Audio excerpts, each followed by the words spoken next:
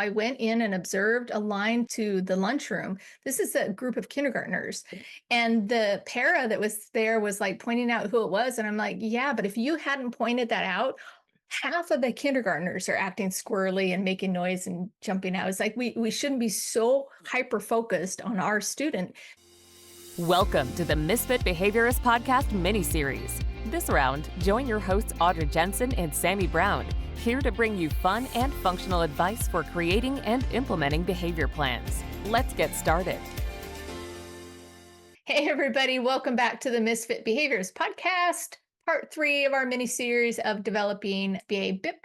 And this week we are talking about conducting those initial direct observations. All right, so at this point in the FBA process, you will hopefully have your signatures and your plans and everybody's on the same page and we're going forward, because at this point you need to have that. You need to have parents on board, knowing what's going on, approving that you can go in and make these direct observations. Some districts feel like at this point, anybody that's on their case or employed by the district is able to make these observations. I can tell you that may be the case for a typical behavior team or psychologist or somebody working in the school. From the BCBA perspective, I'm only comfortable if I have those direct consultation signatures, because we kind of have that other ethical requirement through the BACB. But anyway, just make sure that you're following what your district guidelines are, but you're also looking at our ethical guidelines through the BACB before you start the process.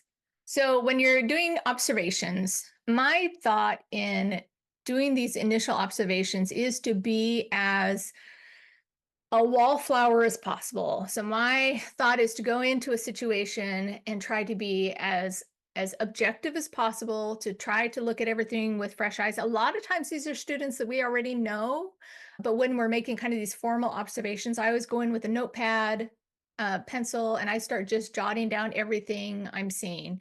And I'll put the time and exactly what I'm seeing. And I try to keep all of that emotional language out of it. At this point, I'm just recording what I'm seeing, what's going on. I also try to always look at a variety of settings and times and different locations, good days and bad days, when he or she is doing well and not doing well. I try to get enough of it so you kind of get this big rounded picture of the student and the different settings and the staff member interactions, peer interactions, environment interactions. And so we're just capturing that kind of comprehensive view of the student's behavior across a lot of different settings.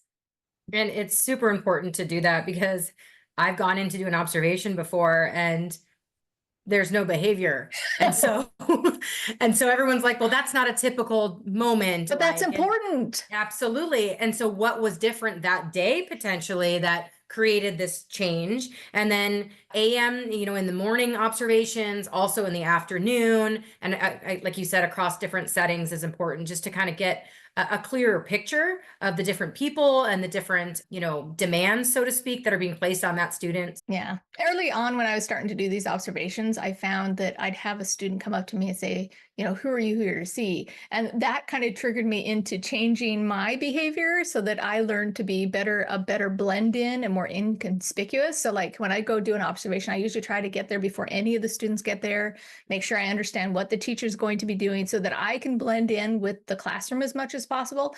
If it's a student who is aware of what's going on, I might have the teacher, introduce me as doing something that has nothing to do with the student, kind of make them think that that's not what is, because the whole point is you don't want to affect the behavior you want to observe. You just want to be as inconspicuous as possible. So you mentioned a lot about, taking timestamp notes that are unemotional, very just ambiguous of what you're actually seeing.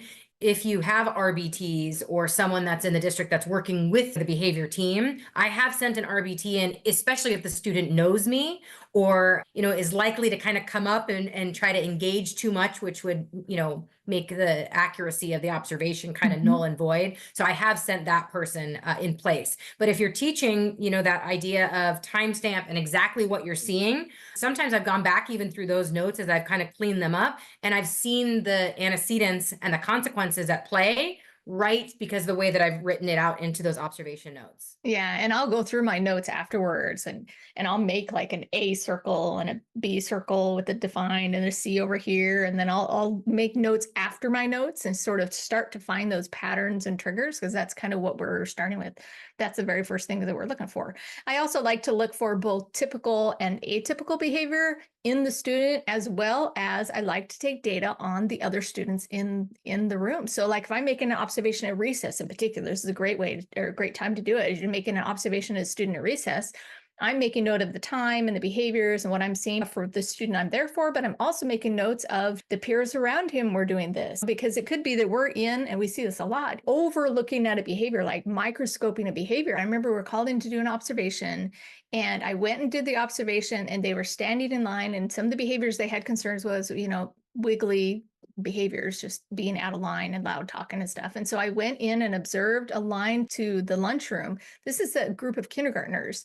And the para that was there was like pointing out who it was. And I'm like, yeah, but if you hadn't pointed that out, half of the kindergartners are acting squirrely and making noise and jumping out. It's like we shouldn't be so hyper focused on our student. Now, I would make a note of those behaviors, but I'd also note that, yeah, half the class was engaged in these same behaviors because it's probably age appropriate. Now, there were other things going on that we obviously had to be aware of, but definitely looking at typical behavior, atypical behavior, their behavior, as well as peers' behaviors as well.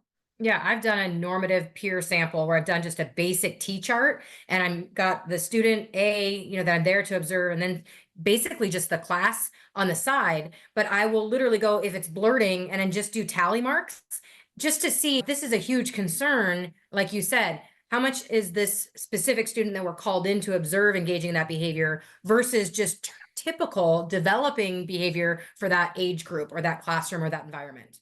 Right.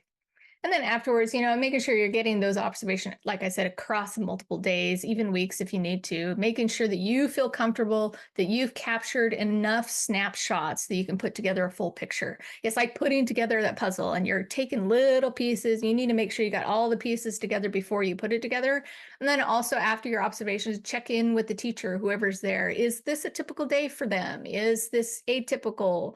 Is there another time that I would be more likely or less likely to see the behavior we're concerned about?